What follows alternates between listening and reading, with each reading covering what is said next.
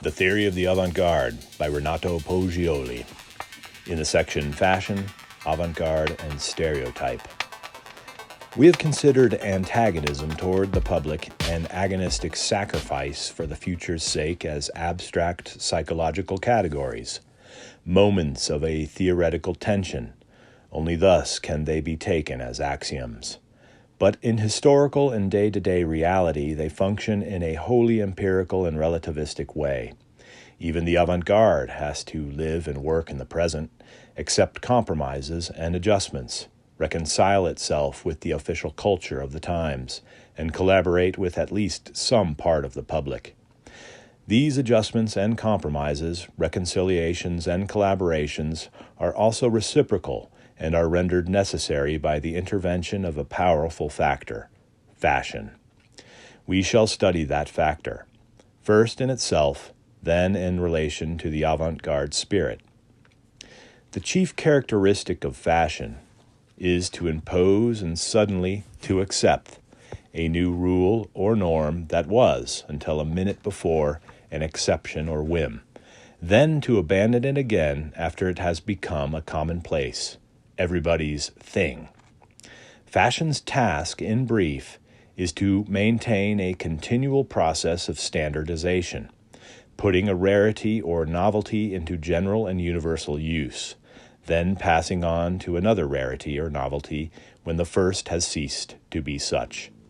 In the sphere of art, we may express this phenomena by saying that fashion tends to translate a new or strange form into acceptable and imitatable forms, and then to submit some other form to analogous metamorphoses and conversions as soon as the first has been made diffuse and common enough to have turned into what the French call poncif, stencil, and what we may anglicize as stereotype.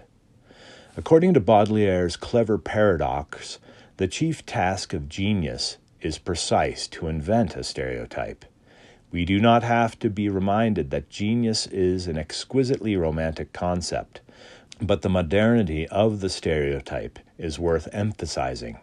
The tacitly enunciated task of classic art was the splendid repetition of the eternal maxims of ancient wisdom.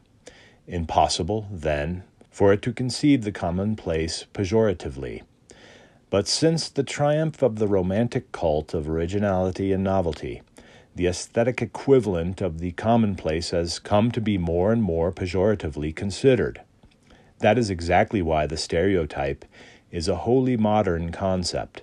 By virtue of that modernity there exists, despite any contrary appearances, a connection between the avant-garde and stereotypes. Clement Greenberg, in fact, tried to establish the existence of such a connection in a Partisan Review article many years ago. He juxtaposed the concepts of avant-garde and the kitsch, the German synonym for the French poncif, if poncif or stereotype signifies the vulgarity of a theme.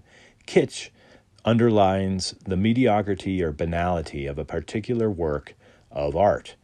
Greenberg established the connection on a level which was not purely critical or literary. As a leftist critic, he maintained that avant-garde and kitsch were the cultural fruits, one as bad as the other, of a unique social, economic, and political situation, equivalent and parallel results in the field of art of the same stage of evolution, or better, the same phase of decadence in bourgeois and capitalistic society. We might sum up Greenberg's position, translating it into Spengler's language, by saying that the coinciding of avant-garde and kitsch shows that we are dealing with a civilization now unable to produce a culture.